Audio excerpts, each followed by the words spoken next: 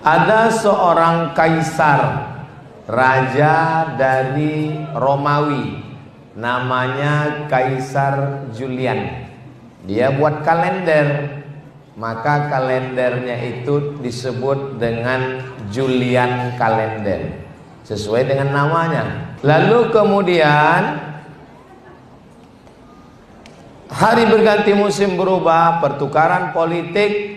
Lalu kemudian kalender itu berpindah ke Bizantium. Setelah itu ada seorang laki-laki bernama Gregorius mengambil kalender itu dan melakukan suatu pembaruan. Maka kalender itu sekarang disebut dengan Gregorian kalender. Kemudian ketika muncul PBB itu Persatuan Bangsa-Bangsa, bukan Pajak Bumi dan Bangunan. Lalu untuk menseragamkan dunia, maka kira-kira kalender mana yang diambil? Diambil kalender dari Vatikan yang dibuat oleh Paus Gregorius, namanya Gregorian kalender. Dikirimlah ke anggota-anggota PBB.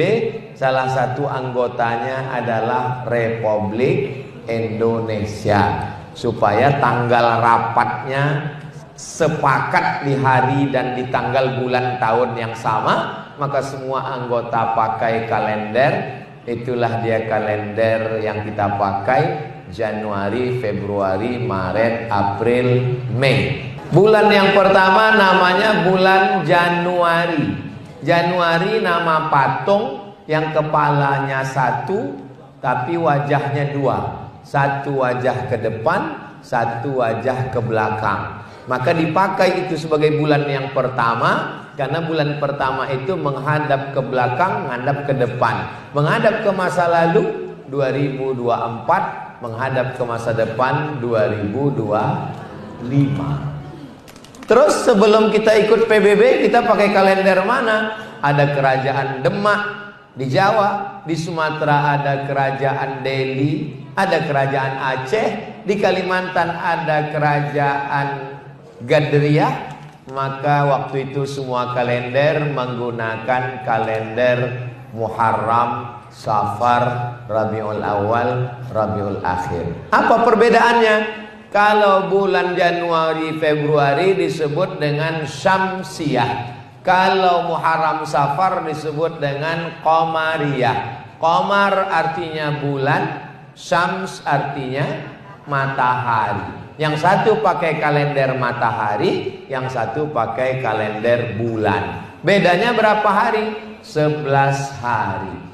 Bapak Ibu yang dimuliakan Allah Subhanahu wa taala, Allah bergantikan, silih berganti. Allah ciptakan matahari, Allah ciptakan bulan. Tujuannya untuk apa? Lita'lamu adadas sinina wal hisab, untuk tahu perhitungan tahun.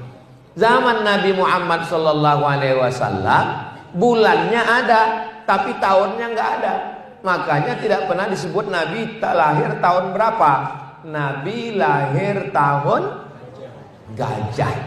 Kenapa selalu dikaitkan dengan peristiwa? Karena mereka nggak punya tahun, jadi dikaitkan dengan peristiwa. Sama misalnya seperti ibu, anaknya lahir, terus ibu nggak catat tahun berapa, tapi ingat peristiwa. Ibu lahir tahun berapa? Ya kira-kira Hiroshima Nagasaki kena bom atom lah, berarti 1945 itu. Anak ibu lahir berapa? Anak saya itu lahirnya Pak Ustadz ketika Gestapo. Kalau yang nomor 2 ini lahir waktu itu pohon kelapa di belakang rumah disambar petir, Pak Ustadz. Kalau cucu yang ini, cucu ini namanya Covidia, waktu Covid, Pak Ustadz. Covid berarti 2019.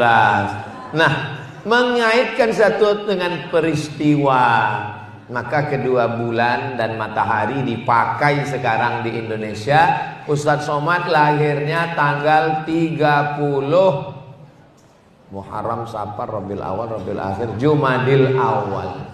Saya lahir tanggal 30 Jumadil Awal, kalau Masehinya 18 Mei. tahunnya, apalah arti sebuah tahun.